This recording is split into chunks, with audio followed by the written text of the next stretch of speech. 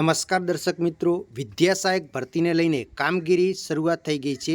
તો વિદ્યા સહાયક એટલે કે ટેટ 1 અને ટેટ 2 પાસ જે ઉમેદવારો છે એ એમની જે ભરતી થવાની છે એ ભરતીની કામગીરી શરૂ થઈ ગઈ છે.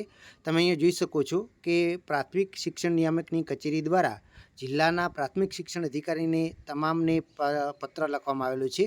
એની અંદર પ્રાથમિક શિક્ષક વિદ્યા સહાયકના રોસ્ટર રજિસ્ટર તૈયાર કરવા અને પ્રમાણિત કરવા બાબતનું આ પરિપત્ર છે.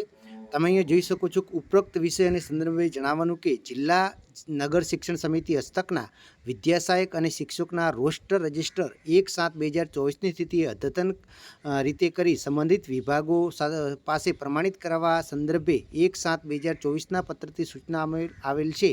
પરંતુ હાલ તારીખ 31/7/2024ની સ્થિતિએ સેટઅપ મુજબ મહેકમ મંજૂર થઈ ગયેલ છે.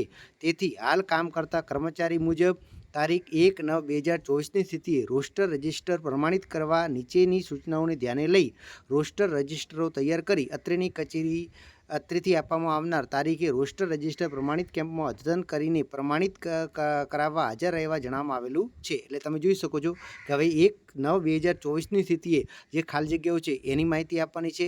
અગાઉ 31/7/2024ની સ્થિતિ હતી, પણ હવે પાછળથી 1/9/2024ની સ્થિતિએ માહિતી આપી અને એ રોસ્ટર રજિસ્ટર જે છે એ દરેક જિલ્લા શિક્ષણ અધિકારીએ પ્રમાણિત કરવાના છે અને 5 દિવસની અંદર જે ઓફિશિયલ વેબસાઇટ છે તેના ઉપર એ અપલોડ કરવાના પણ રહેશે. તમે અહીંયા જોઈ શકો છો કે વિદ્યા સહાયક શિક્ષકના રોસ્ટર રજિસ્ટર તૈયાર કરતી વખતે 31/7/2024ના રોજ મંજૂર કરેલ મહેકમ ધ્યાને રહેવાનું રહેશે.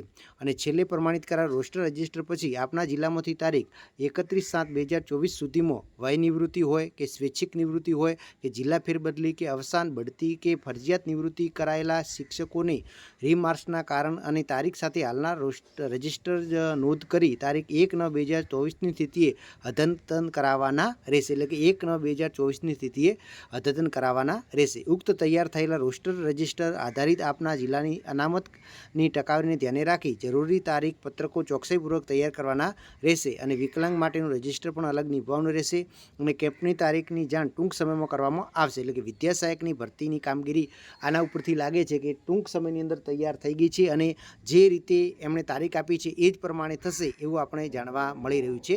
ટાટના ઉમેદવારો કરતો ટેટ 1 અને ટેટ 2ના ઉમેદવારો માટે આ પ્રક્રિયા ઝડપથી શરૂ થઈ ગઈ છે.